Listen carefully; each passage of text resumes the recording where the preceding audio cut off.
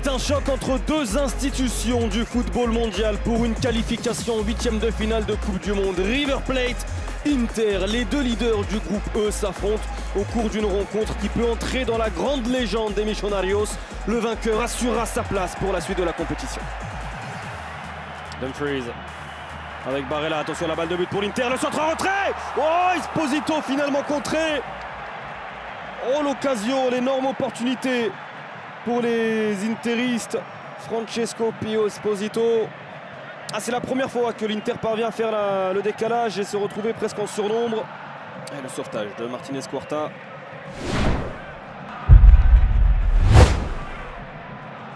Pour l'instant, River est éliminé. Lautaro à l'entrée de la surface de réparation. Le grand pont de Lautaro. Le poteau. Oh, l'exploit de Lautaro Martinez qui a bénéficié d'un grand pont trop long pour aller se jeter et trouver le poteau finalement. Et seulement le poteau de Franco Armani, ça méritait peut-être mieux pour l'ancien attaquant du Racing.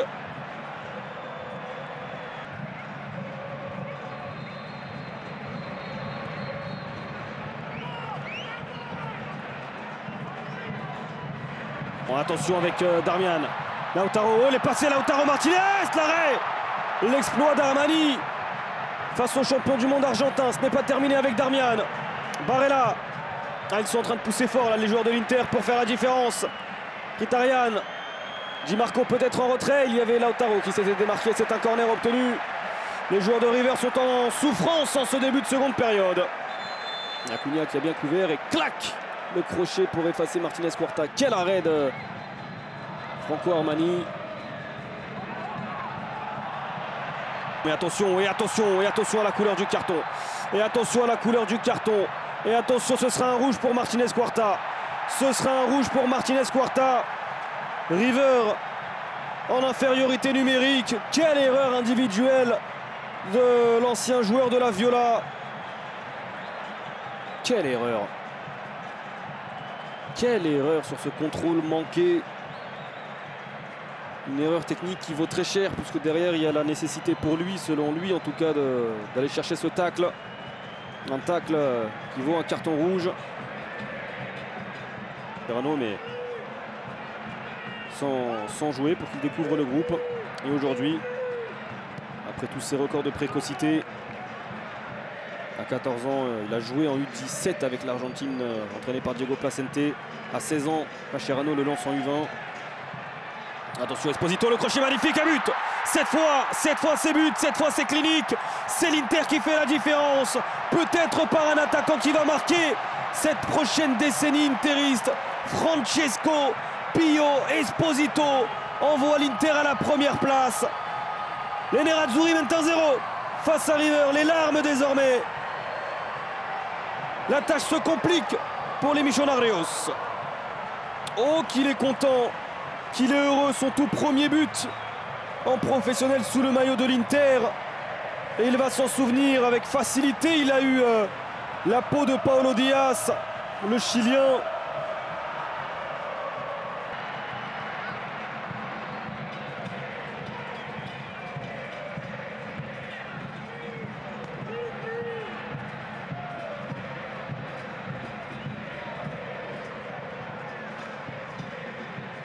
Passé.